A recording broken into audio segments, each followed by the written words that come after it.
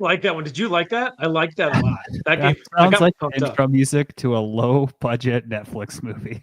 Or like a low budget horror movie. That was my jam right there. I'm just kind of bopping my Uh, head. And you want to hear something funny before we get started? It's a true story. This happened last night. I don't know, about 4:45 or something. And my daughter comes to my oldest. She's 10. So she, they think they're really smart at that age. But anyway, she comes in. She's like, "Dad, are you gonna make dinner soon?" I'm like, "Yeah, I'll get to it." And she starts to walk out. She turns around and she's like, "Dad, were you born on the highway?" And I go, "What?" She's like, "Were you born on the highway?" I was like, "The hell are you talking about?" Like, no, wasn't born on the highway. She goes, "Oh, because most accidents happen on the highway." wow. she she roasted me. I was like, I had to give her props for that one. So it's like that's kind of what she's turning into now. She's this little smart aleck who thinks she's likes to roast her dad. So I thought that was pretty good. I had to She's a give her product of props. your house, basically, is what you're saying.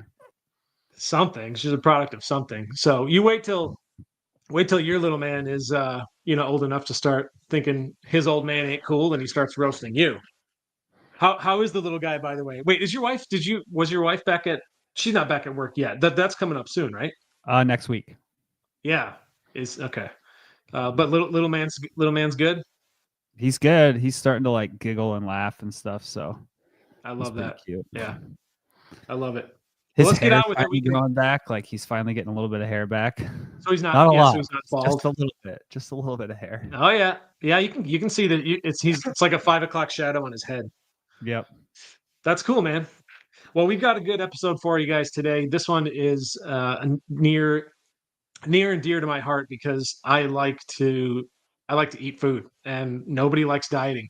And when you are dieting, you don't get as much food. So the fun phase is when you're trying to bulk up because you get more food, your calorie allowance goes up. So we're going to talk about that. But one of the main reasons I wanted to put this on here as an episode is the dreaded weight gain from it. People are deathly afraid of. I mean, a lot of people are even afraid to go to maintenance, right? You've probably seen it in the group, right, Brad? Like people just, I want to eat more, but like I'm so afraid of, they just don't want to see the scale go up. And so we know that if you go to maintenance, yeah, you'll probably gain a little bit of weight. If you go into a calorie surplus, yeah, you're going to gain some weight. It's just part of the game.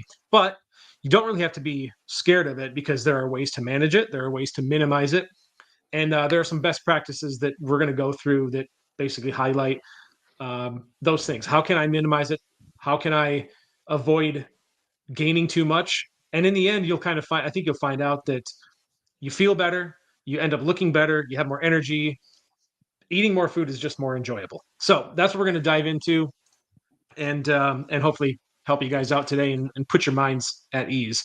So when we talk about a calorie surplus, that's exactly what it is. It's consuming more calories than you are able to burn. Last week we talked about consuming fewer calories than you burn, right? That is a calorie deficit. This is the opposite. This is a calorie surplus. Why would you eat in a surplus? To hopefully just to gain muscle. That is one of the main goals that people have is, but you can't build muscle without the excess calories. Like you can't build a house without the bricks. So you got to give yourself the bricks, right? So that is in a nutshell what a calorie surplus is. When was the last time you intentionally bulked, Brad, or tried to like put yourself in a surplus to gain muscle?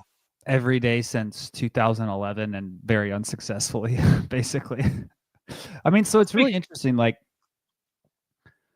a lot of times people will say bulking is more enjoyable than being in a deficit. I find it to be the exact opposite. Like me trying to intentionally eat in excess is very difficult for me. Like, cause I can eat one big meal in a day. And then after that, like, I don't want to eat the rest of the day. So I find it actually really difficult to eat 4,000 or 5,000 calories a day. Like it's cause I'm also not going to make like really low quality food choices. Like I could maybe go out and have like one very low quality, high energy dense meal, but then like I can't do that multiple times a day. So I find it actually much more difficult. I think it's also like as you get older, I think your GI system becomes less able to handle like lower quality food in large amounts. So I think one of the things you'll notice is people tend to be more successful at bulking the younger they are, because they obviously have like youth on their side, but they also like trying to digest 5,000-6,000 calories a day. If you're like trying to really bulk up, is a lot harder to do when you're 40 and 50 than when you're like 20. Yeah. But I think when we talk about like managing a surplus, what's really interesting is most people don't really have a good concept of like how big of a surplus you need to be in and how long you need to be in a surplus to see adaptations. Like it actually is for sure longer to see adaptations on the upside than you are on the downside. Like you can lose weight pretty quickly, but building muscle tissue and increasing your performance takes a lot longer on the other side of the equation. And so it's, like just the math of it. And we can talk about some of the details here in a minute, but like if you want to lose weight, you can go on a 500 to 750 calorie a day deficit and lose weight fairly quickly. If you want to build muscle tissue and you want to do it so where you're not gaining a lot of body fat, like you've got to do it at probably 300-ish calories a day, which means it's going to take you twice as long to add weight as it did to lose weight. So like if you go on a 6-month weight loss cycle and you want to add most of that weight back in lean body mass, it's going to take you at least twice as long just from a math perspective. Then add into like how long training adaptations actually take. It's probably like 3, 4, 5 times as long to add the same amount of body weight back. Like it takes a long time unless you're on a lot of enhancements. Well, this just reminded me, let's just get it out there that there's always this idea, and there's these people that like to argue that you don't need to be in a calorie surplus to build muscle because you can build muscle at maintenance. Probably don't want to spend too much time on that, but I think it's important to address that when we, without getting into the nuances of, if this, then, like when we talk about building meaningful muscle, if you want to build meaningful muscle, you're going to need to be in a surplus. It's not that it's impossible to build a little bit of muscle at maintenance, but certain conditions have to be met. And you're not going to build as much muscle as you would if you were meaningfully trying to follow a progressive overload program and you had a consistent surplus of calories, right? So I just want to put that out there for anybody wondering. It's, we could spend a lot of time nitpicking the what ifs at maintenance, but generally speaking, if you're looking to build muscle, you need to have a surplus of calories. At least if we're talking anything meaningful. Like you're not going to be able to gain 5 pounds of muscle at maintenance. It's not going to happen unless maybe you're like starting and you're, very overweight and you've never lifted weights before, right? It's those kinds of circumstances that would need to be met before you can start to build meaningful muscle at maintenance. So in this episode, as far as we're concerned, building muscle requires a calorie surplus. So I just want to put that out there. I mean, I don't know if you want to add anything to that, but that's kind of my point. Yeah, I mean, I think it's important to understand a couple of things. One is there are a few situations in which like you will actually build a decent amount of muscle tissue at close to maintenance. And those are people who have really never lifted before or have very minimal exposure to resistance training. Yeah. 2, people who are like detrained athletes. So let's say they used to be bodybuilders and they didn't train for 4 or 5 years and they went back to maintenance and started lifting again. Those people appear to show some level of that. Now, it's whether that is like memory part of things. Yeah, there's some speculation of whether I know there's more to it than that. You're just retaining extra water in your muscle tissue, whatever. And then people who are on hormone enhancement, so like anabolic steroids, TRT, etc. Now, there is also something that happens where we see the appearance of meaningful muscle growth. And this usually comes when people go from being in a deficit to eating at maintenance, or they go from a low carbohydrate diet to a moderate to high carbohydrate diet. And so what'll happen is, like, let's say you've been in weight loss or close to maintenance and you've been eating very low carbohydrate, and then you start lifting for like 6 to 8 weeks and you go to a moderate carbohydrate diet and you do a before and after of like DEXA, you're going to see a pretty big jump in lean mass on that scan. That's because you've basically gone from your muscles are dehydrated to fully hydrated because glycogen stores register as lean mass and the water that comes with them. So for every gram of glycogen, you get 4 grams of water, right? So for every 100 grams of glycogen, you get 400 grams of water, and that's like over a pound, right? So you could gain 2 to 3 pounds of quote unquote muscle mass in a couple weeks without it actually being the muscle tissue, being at maintenance, right? And we've seen this in trials where they manipulate dietary carbohydrates, and like if you fully deplete somebody of glycogen and then replete them, you can see like 6 to 7 kilos, so like 10 to 15 pounds of lean mass swings at maintenance. So well, and think about competitors who get super stage lean and then like their competition is over and then they eat normally like for the next day or whatever. I mean, sometimes those people gain up to 10, 15 pounds or more. Like I've heard extreme stories, like even, see, that's right. That's what I'm saying. Like it can be a lot.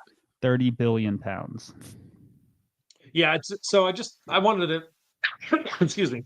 I wanted to mention that I thought it was important to kind of clarify. So, but I think, so let's dive into a couple things. Aside from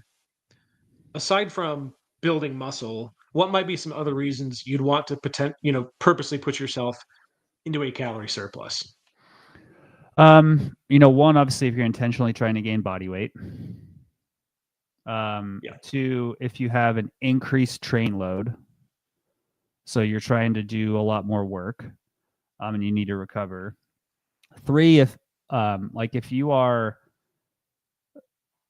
trying to increase your chances of like fertility, especially if you're somebody who's relatively lean, both males and females, increasing your calorie status to be in a calorie surplus and add a little bit of body weight increases fertility.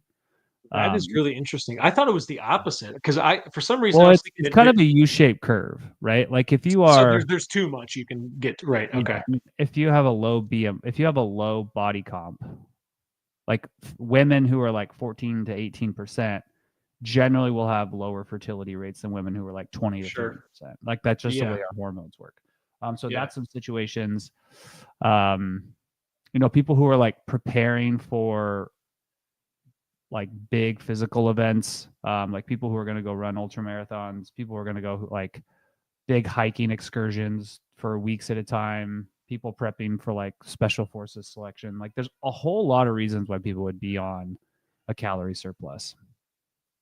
If you're going to go hike Mount Everest, let's say, do you think you burn more I know the answer, but I want to put it out there. But do you burn more calories when you're super hot trying to stay cool or when it's super cold out and you're trying to stay hot? Cold. In a cold environment. In fact, if you go and you look at most of the like Arctic expeditions where people like tried to cross Antarctica in like a week or whatever it is, I can't remember, but like they literally carry sticks of butter. Just fat. Yeah. They just chew on sticks of butter because they need like tons of calories. It's very calorie expensive to stay warm. That actually sounds terrible. I'd rather eat peanut butter. But like the amount of calories you burn when you're in water is pretty wild. You're saying just due to temperature, just by virtue of temperature? Yeah, okay. Because think about it this way. Like water is a much better conductor of heat than air. So like it's the same reason you can heat your oven up to 212 degrees and you can put your hand in the oven and the air and it's fine. Like you can sit in a sauna at 200 degrees and you're okay. But if you stick your hand in boiling water, which I think is 212 degrees, like you burn your hand instantly. So when you're in cold water, like it just pulls all the heat out of your body. Yeah. Yeah, that's interesting. Huh. Okay, so what about when people talk about the dirty bulk? I know what people mean, but have you ever been like, that doesn't, like, it doesn't really make sense? I mean, it makes sense, but let's just dive into that because I want to touch on this idea. So for anyone that doesn't know what I'm talking about or isn't familiar, there's in these nutrition and fitness circles, there's this idea of a dirty bulk, right? I'm doing a dirty bulk. And it comes down to essentially what they're saying is it kind of has two meanings. One, you're just eating everything in sight. You're not really paying attention to your calories. You're just like purposely trying to like eat more than you expend. And the other meaning is you are not paying attention to the quality of your food. So like I'm just going out to eat 2000 calories of Burger King for lunch, and then for dinner I'm going to go have 2000 calories of McDonald's, right? So it's like dirty foods. The reason I bring that up is I want to talk about the importance of food quality because we've talked about it on the opposite side. When you're in a calorie deficit and you're cutting weight, we know that actually it doesn't matter what types of food you eat as long as you're consuming fewer calories than you burn. Like that much is true. It doesn't mean food quality is unimportant. It absolutely is. But the point being, it really just comes down to total calories versus calories in expended versus consumed. So does does it become any more important, do you think, to pay attention to food quality when you're bulking versus say when you're cutting? And there's probably some nuance to that, I but don't know if it is more or less important, but I think the context is different. So when I'm eating in a calorie deficit, as long as I'm getting the right amount of protein, it really doesn't matter where the excess calories come from. Or not the excess, the rest of the calories come from. In a bulk, it's a little bit different. One, from a training perspective, usually you're training higher volume and a little bit higher intensity when you're trying to build tissue or chase adaptation. And so that means you need to make sure you're eating an adequate amount of carbohydrates to fuel work. So you're probably going to have a little bit higher carbohydrate requirement than you are during a deficit. Two, one of the things we know from the literature is excess calories from carbohydrates are stored as fat less efficiently than excess calories from fats. So if you're going to be on a calorie surplus diet, you're obviously going to have to eat a decent amount of fat just to get enough calories. But it's probably better to over index on carbohydrates because you're more likely to burn off some of the excess calories than you are when you're consuming fat. So those are some of the contextual differences. Now, some of the other differences are when we think about recovery and repair, like we know carbohydrates and proteins are far more important for recovery and repair than dietary fats. So like having a diet that's anchored a little bit more as a percent of calories on those two generally ends to have better results, generally speaking. Then when we talk about like food quality in general, I mean, when you're consuming higher calorie intake, you probably have more room for discretionary calories of like the hyperpalatable foods, things with more processed, refined ingredients. There's probably more room in your diet for that, but it can very quickly become you change your taste profile if you immediately jump to those foods. So what you really want to do is you can probably opt for more energy dense foods, like having more nuts and seeds and butter and olive oil and like 80-20 ground beef instead of 90-10. But you don't want to go from eating like really high quality, low palatability, high satiety foods to then just like it's a free for all, because you're going to change your like taste profile and what you enjoy. And then when you go back to being at maintenance, or you kind of want to lose a little bit of the weight that you gained, you're going to have to retrain your body and your brain for what you want to eat. So it's really just increase the serving sizes or the frequency in which you eat. Yeah, that's a really good. I think it's a great answer. And brought up a couple things. I wrote a couple things down here when you were talking that reminded me. So when you mentioned the storing of the excess calories, one thing that kind of was always interesting to me, and I used to advise this to my clients when I was working with clients, and the advice was to, and this some of this is context based, but in general, I think it's usually a better idea before you go into a bulk to get as reasonably lean as you can, right? Because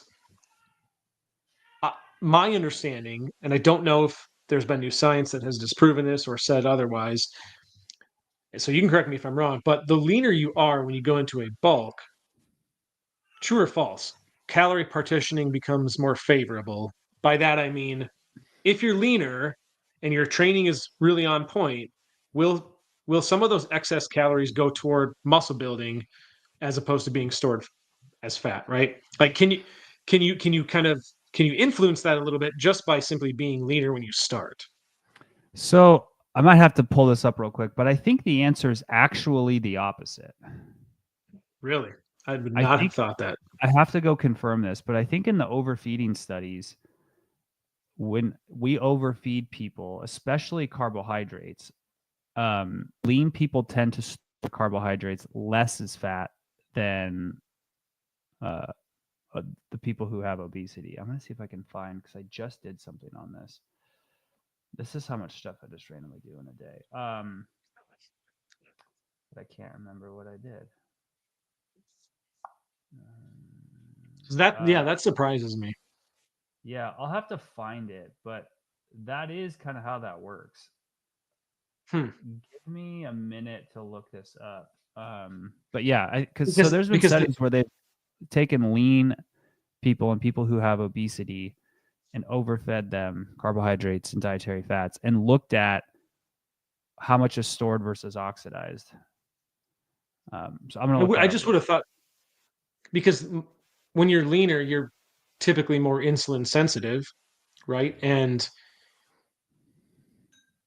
yeah, I mean, obviously some of that's above my head, but if you're more insulin sensitive, does that not mean that to some degree you're more efficient at here's burning those calories versus storing them? Yeah, this is it. Nobody. Hold on, I got to make sure nobody sees this because we cannot show the government that we use Sci-Hub to get access to papers. Shh, don't tell anybody. But yeah, I'm gonna pull this up real quick. But I think so. That's one of the problems is we have these like gut intuitive things where we think something and then we think it's going to translate out to be X, Y, or Z. But then when we actually do the studies, it's the opposite. So I'm going to pull this up and I'll show you guys real quick. Well, then I'm glad I asked because yeah, that was my understanding, but I know information changes.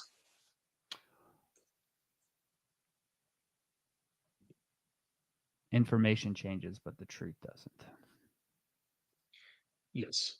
Okay, so this was a study where they took people who were lean or had obesity / overweight, and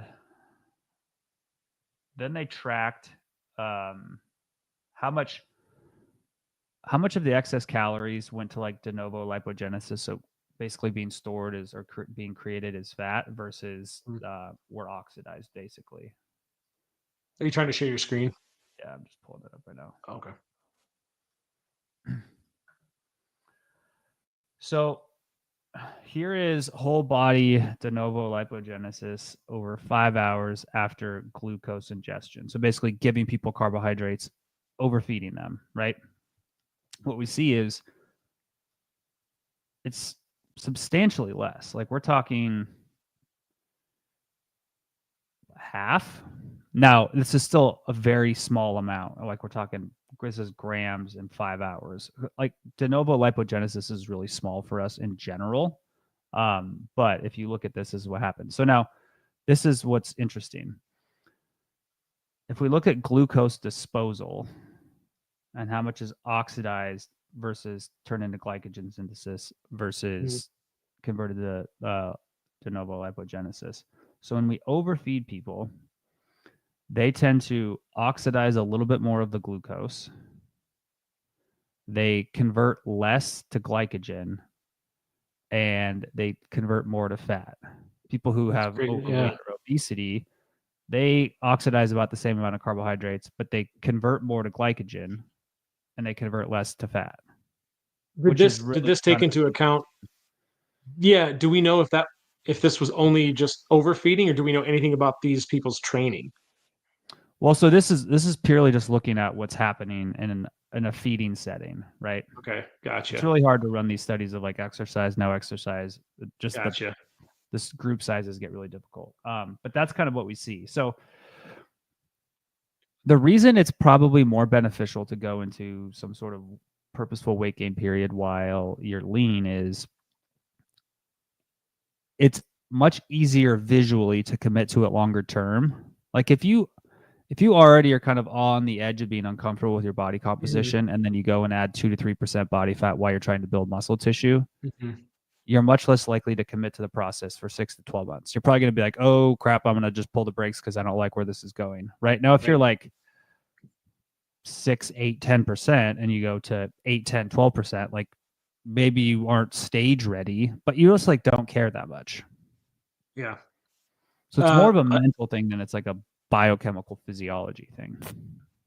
Another point I wanted to make, which is interesting, and I don't think a lot of people think about it or realize it until later, because I didn't, and I have talked to other people that kind of have said the same, and that is when you go from a deficit, like especially from a deficit, or maintenance, but more so in a deficit, when you go from that to a calorie surplus, and you kind of think that in the first few days or week or so, you think I'm going to gain a lot of weight.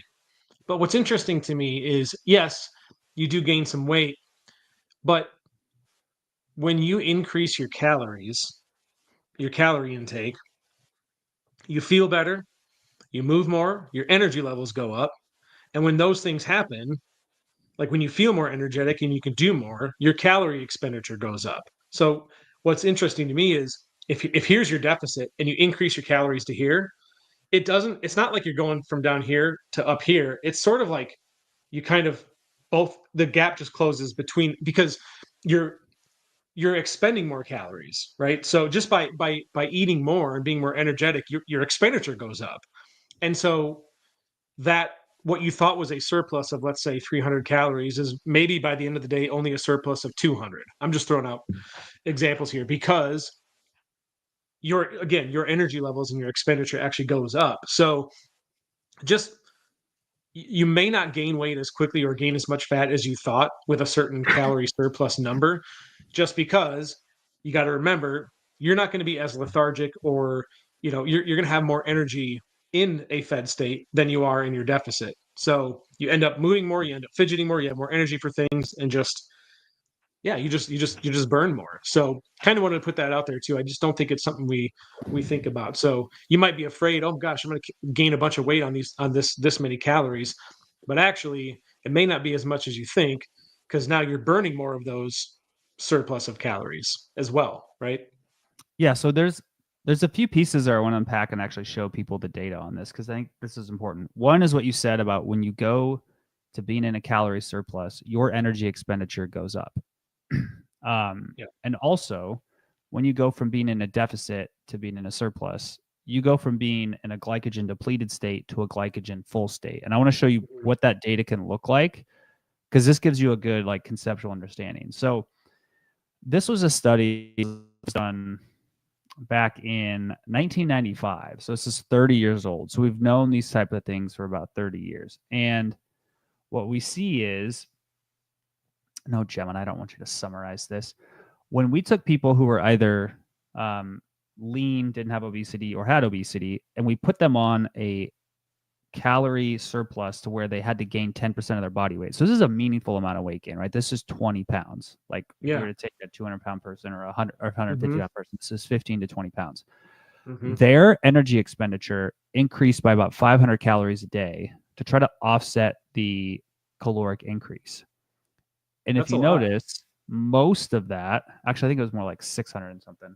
Most of that came from non-resting energy expenditure. So it was like they're neat, like they just start to move more, and that's what happens. We see that in basically every study that we look at. Now, that's a big part of you're gonna experience. But the other side of it is this glycogen replenishment is actually a fairly meaningful process. So this was a study where they basically put people on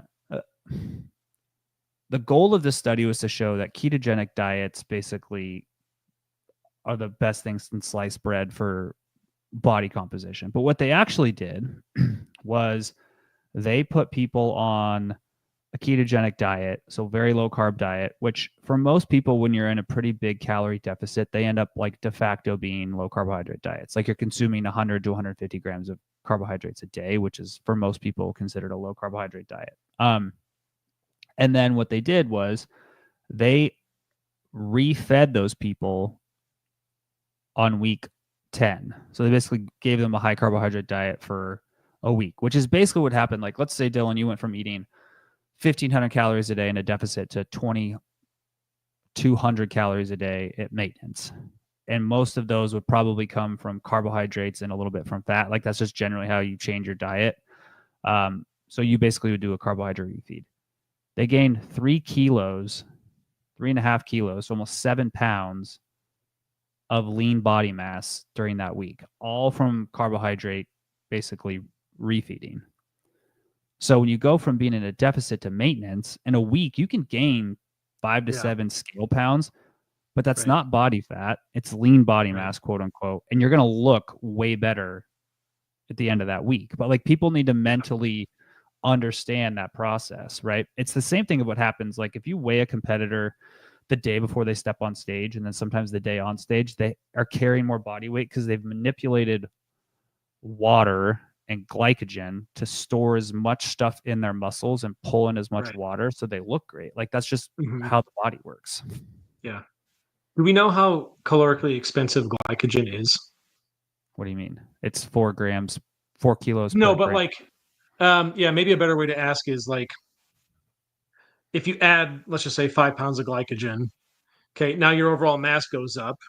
And because your body is overall more massive, it takes more energy to sustain that, right? So like, yeah, but I mean, you're talking a couple pounds, so it's you're maybe burning an extra 15 to 20 calories a day from the body weight, but it's not that. It's not really anything meaningful. It's like the difference between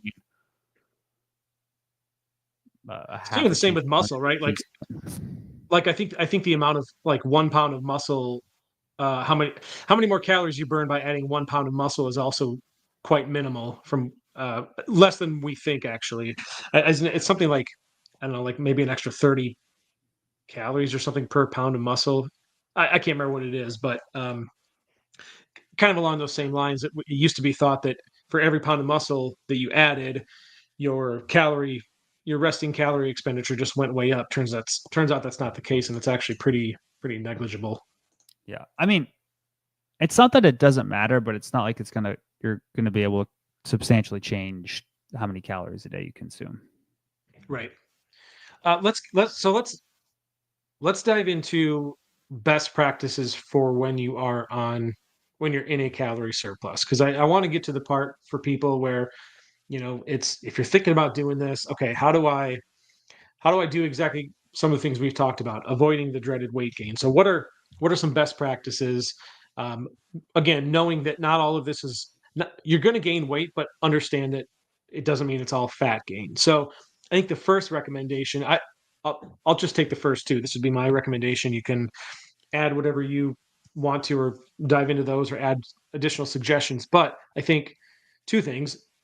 One, making sure that your calorie surplus is not something wild.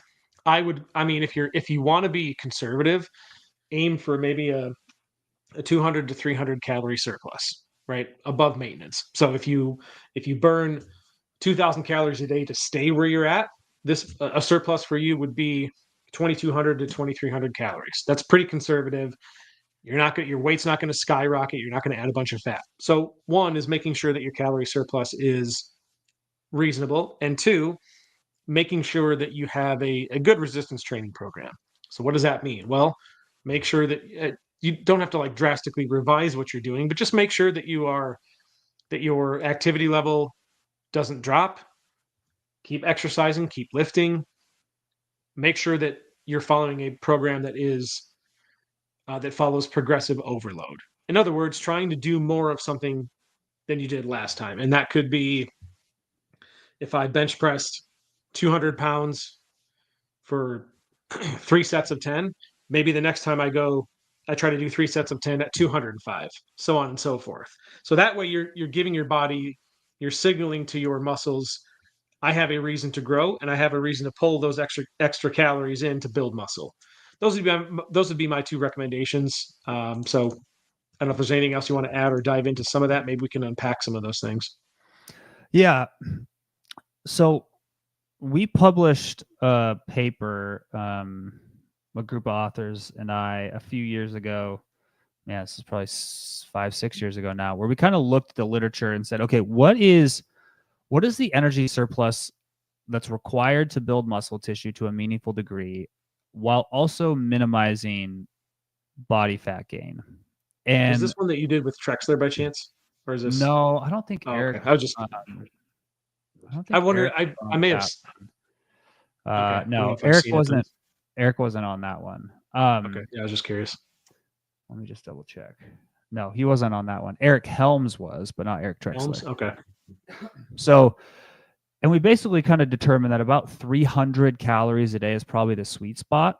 And then we actually went and did a follow-up, like randomized study where we put people on maintenance, a small deficit or a small surplus, and then a larger surplus. And we kind of found roughly the same thing of like, hey, as you get above about 300 calories a day of a surplus, you're probably just adding more fat mass than you are muscle mass. And so that's probably the sweet spot. Now, there's a lot of like nuance and context in that study because the data was pretty messy and like just how individual people responded. But like that's what I was going to ask.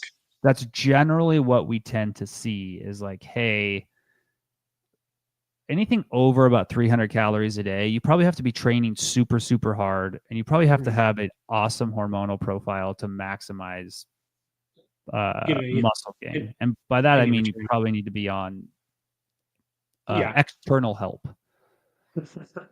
So, so diminishing returns after about 300 calories. So it sounds like that 200 to 300 range is actually pretty ideal for most people. Yes.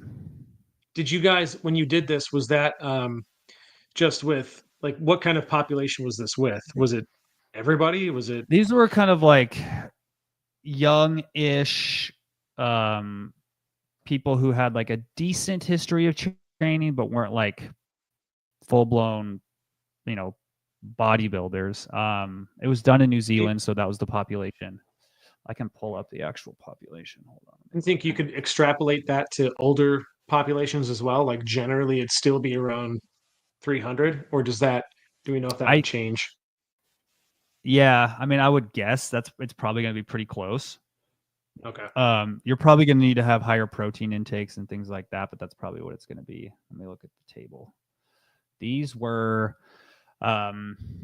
average age was 27, standard deviation was 4. So these were early 20s to mid 30s.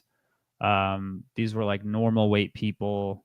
They were strong, but not like super strong. So like the average bench press was 225. The average squat was, well, their squats were actually pretty good. It was probably like 300-ish. So that's pretty good. Like trained people, but these are not like elite athletes. 300. That's like 6 times more than you can squat. Honestly, I went to the I haven't squatted that much anymore because like aggravates my SI issues. Me too, actually. Yeah, my lower back, it's all that's because I just don't squat regularly anymore. It's nothing to do with the exercise itself, but I went and squatted at the gym the other day, and I think I got up to like reps of 185 because I just haven't squatted in a long time, and my legs were so sore 2 days later. I was just like, oh, it's bad. God. Yeah, it's usually not like the next day is pretty bad, but for some reason it's always 2 days later. It's like it's the worst. Have you found that doing front squats makes a difference for you? Because I have. If I front squat, it doesn't irritate my lower back as much as back squats. I don't know if you've ever tried if that's ever made a difference for you. Try it sometime if you haven't. I don't know. It made a difference for me. I mean, I used to front squat quite frequently. I liked front squatting more than I liked back squatting. Me too. Yeah, me too. Are you a arms crossed like this kind of guy or like this? I used to do it like okay. That. Okay. But I actually squatted every day for 100 days one time. Damn.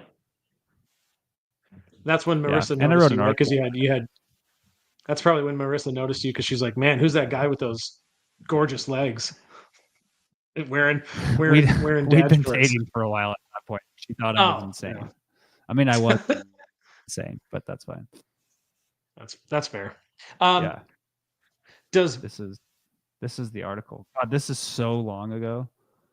I'm gonna post this as a comment. You can see the article. Also, I could not do this now at my age. And actually it's probably more of my training status, the fact that I don't lift as hard regularly anymore as I used to. So a T Nation. I haven't seen a T Nation article for a long I know. time. I used to write for Oh, them, but God, that's a whole saga of my life too. that's funny. Is there for people wondering, uh is there anything else you would add for best practices on how do I avoid the weight gain? How do I not be afraid of bulking? Right. Aside from just make sure that your exercise is good and that you're calculating a moderate or a reasonable surplus. Anything else you think we should add for people? I mean, I think it's consistency and patience. I think most people think that they can do a bulk in 3 to 6 months, and it's really Yeah. most people it's like 6 to 12. Yeah. Like a year at Yeah, least give yourself. Yeah. So because it takes time. yeah, I mean I don't know if you probably maybe you'll know the stats off the top of your head, but when it comes to trained individuals, I mean the first month, 2 months, and so forth, you can see pretty quick. You can see adaptations pretty quickly, but then that sort of diminishes. So for a trained individual, assuming calorie intake is good and training is good, what's a reasonable amount of muscle you might be able to expect for men and women in, let's say, a given month after you've been training for a while? Just to highlight that you're going to need patience. Um, I mean, half a pound may be reasonable, you think? per week or per month? No, per month. A half a pound per month is probably about right. Yeah. Like a half a pound to a pound. If you are younger and earlier in your training career, probably a pound. If you're further in your training career, probably half a pound. And if you're older, Yeah. What about how much value do you think there is in this? Maybe sounds obvious, like I'm leading you into the obvious answer, but just tracking obviously tracking your weight, tracking your measurements, just like you would track, like if I'm going to if I'm going to design my own training program, I'll have my notebook and I'll write down the number of reps and sets that I did and the weight. So when I go back to that, I know exactly what I did last time and what to do next time, right? So in the same way that I track that, how much value is there in tracking these other things? tracking your volume is incredibly helpful. The other thing is training to build muscle is much different than just training in general. Like training with high intensity, training fairly close to failure, and being focused on like muscle activation versus just moving weight are very different things. Like, Yeah, for sure. there's a great video. I don't know if it's still on YouTube, but Kai Green, who's a professional bodybuilder, Mm-hmm. there's a video. It's like, I'm not a weightlifter, I'm a bodybuilder, and he like just shows this guy. They go into the gym and they do bicep curls, and the guy's like slinging 45 or 50s around for his bicep curls, and Kai Green gets out of 25 and starts doing bicep curls like to failure with 25s, and just like shows him the difference between I'm trying to build muscle tissue Right. versus I'm just trying to move a weight. And those are like, those things probably matter more than tracking every set and rep. It's like, am I training with intentionality to get the adaptation I want? That's a great point. Yeah. Because you really do have to go. I mean, there's a lot of studies I think that back up the idea that you should train as close to failure as possible because it's kind of those last few reps there that elicit the growth, right? Like I think we know. I have I wonder if I still have it on my phone. There's a really good quote that I saved, and I bet I don't have it anymore. But basically, it talked about how training closer to failure was. Oh, yes, I do. Okay, I'll just read this real quick, and you can give me your assessment. When training with multiple sets to failure, we achieve the same hypertrophy regardless of the weight on the bar. This is because only the last few reps of a set trigger growth. These stimulating reps are when recruitment is high, all fibers are working, and bar speeds are slow, tension is high. In fact, when effort is high, bar speeds are identical at the same reps in reserve, regardless of the weight. So the tension dosage is identical, right? And then it goes on to say, stimulating reps are the best measurement of training volume because one, they can be used when training to failure or with multiple set or with reps in reserve. Two, they equate the hypertrophic effects of sets to failure with different weights, i.e., volume load or sets times reps times weight. And three, they show why training to failure with weights heavier than 5 reps does not cause the same hypertrophy as the same number of sets to failure with a moderate weight because fewer than 5 reps are done in those sets. So basically what it's saying is it's those last few reps that really trigger that growth. And I thought is, again, I'm just going to the part that I think we should pay attention to is when effort is high, bar speeds are identical at the same reps in reserve. So the tension dosage is identical. So it's basically saying those last few reps, they're going to be slow because it's like that is your dosage is the same. Your take on that? Yeah, this is where like the general population of people who are training, like there's just so much discussion about like time under tension and reps in reserve and all this stuff. And the reality is to build meaningful amounts of muscle tissue, you have to do two things. You have to train with high intensity, and you have to train relatively close to failure pretty frequently. Like that's it. Like all the other stuff of just like getting really into the weeds of all these things gets a little bit like people overthink it. Well, I think the other part too is people get bored with the same like lifting routine over and over. So they try to like do new things when in reality, you want to keep doing the things that you've been doing. You just want to increase the intensity and try to do more of that particular weight. So a lot of it can just get boring and it can become monotonous and like not fun. But what's more important is the consistency, like you mentioned before, and what we're talking about, which is going as close to failure as you can, as opposed to, well, I'm not growing with this exercise isn't growing. I'm not growing with this anymore, so I'm gonna go try a different exercise. Like, don't switch it up. Do what you've been doing, just do it more. Yeah, do it at a higher intensity, do it with more volume. I mean, here's the problem that I think a lot of people run into. Think about building muscle like your career, right? If you want to get to a point where you are like at the top of your field and like really respected, if you change your career every 2 years, you're never going to get there. You're not giving yourself that chance, yeah. Right? You're not compounding on the learning. The same thing happens with training. Like to know what it feels like to train close to failure in a given exercise can take time to learn, right? And it takes time to learn to really how to activate a muscle group in training. Like it takes a while to just like feel it. And so as soon as you get there, let's say it takes 6 to 8 weeks to do that, and then you change to a new exercise, well, now you have to start all over with learning how to move the muscle, how to engage the muscle, what weight can I train to, what are the sets and reps I need to be at. And then it takes like, you have to be exposed to that for weeks or months at a time to adapt. So if you're just basically resetting this quote unquote high intensity to failure stimulus every 6 to 8 weeks, you're just never getting there. So you're going to be basically jumping exercise to exercise and then circling back to the same one 6 months later.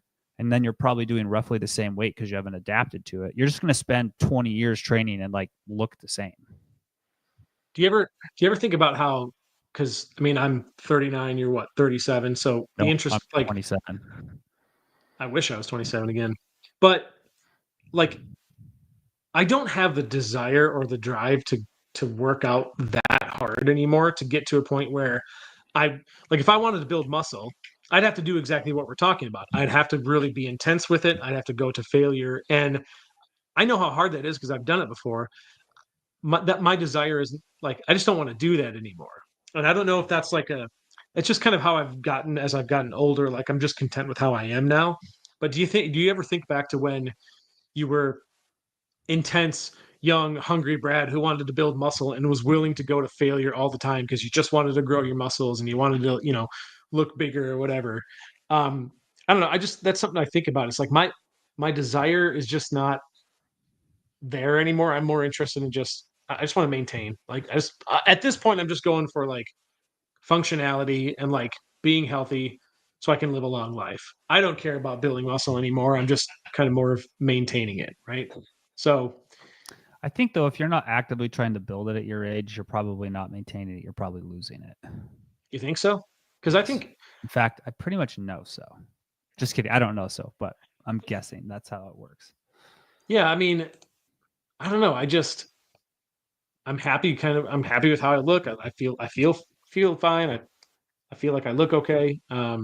So I don't know this, but sometimes I do miss the intensity of those really, those high intensity lifting sessions that I used to have that I don't have so much anymore. I don't know. It's just I'm more about maintaining it now.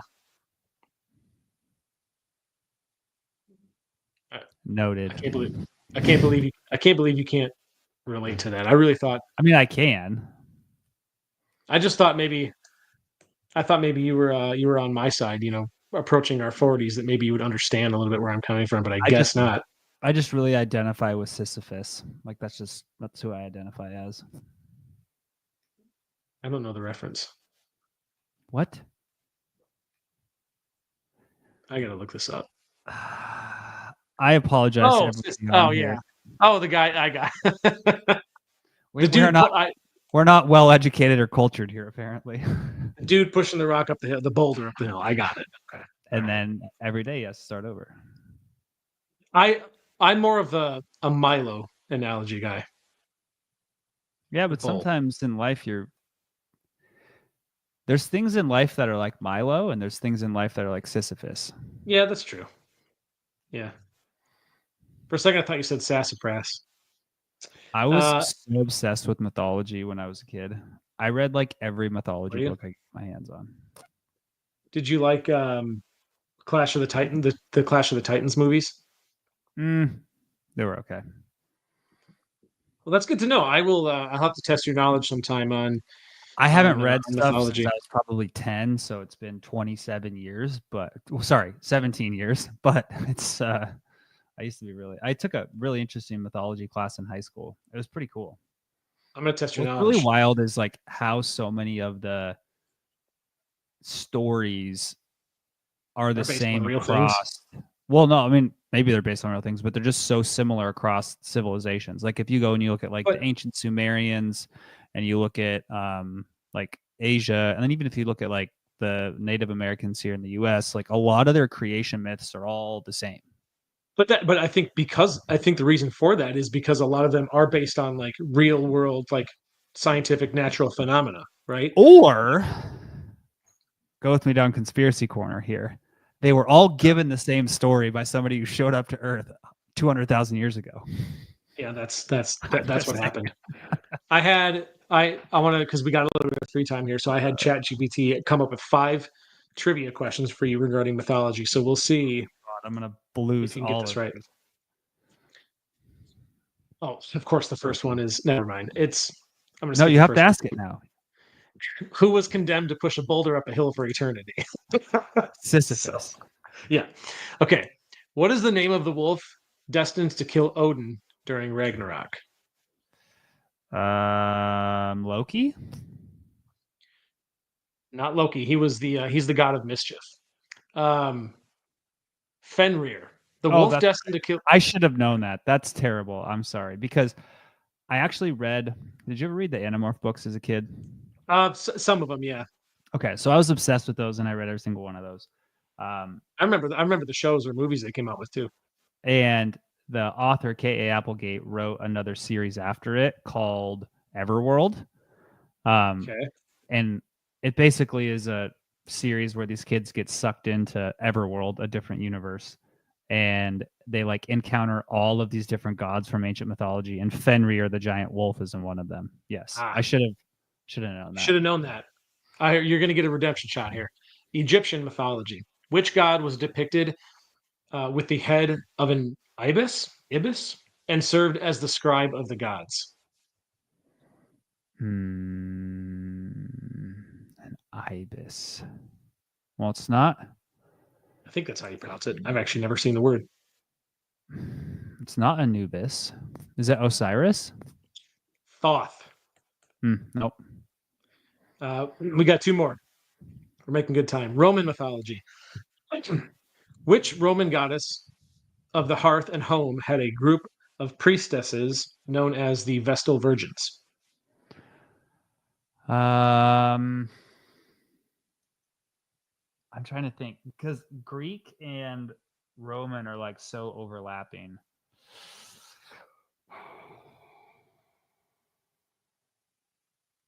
Vesta? It is Vesta. Well done, sir. Well done. And your final question here. This is Hindu mythology. Oh, I'm not going to get this even remotely close. If it's not Krishna, I don't know. That's actually the only name I know. In the Mahabharata, yeah. Who was the warrior prince born from the sun god Surya and known for his unmatched generosity and loyalty? If you don't know the answer, it's me. Wrong. It is Karna. Oh. I've never heard the name Karna, so there you go. That's a great way to round out this episode, and I appreciate you playing. 3 out of 5 ain't bad, so good job. No, I got 2 out of 5, and the first one was something we already talked about. Yeah, that you had that one, and then you got. Oh, it was. I guess it was just 2 out of 5. Okay, never mind. I got 40%. Well, that is what they would call an F minus. Yes, that is not a very good grade. Brad's parents would have been very angry with him. The nuns would have slapped my wrist with a ruler. The nuns, yeah, he went to a nun school. All right, I did. I went to a Catholic until 8th grade. Oh, did you? Yeah. I didn't know that. All right. Well, with that being said, this probably concludes our episode. We'll have another one for you guys next week, same time as usual. And yeah, that's all I got to say about that. Do you have any same outro? Macro time, same macro place? Get it? I do. All right. Well, we're going to duck out of here. So here comes the outro. Enjoy, people. Adios. Till next week.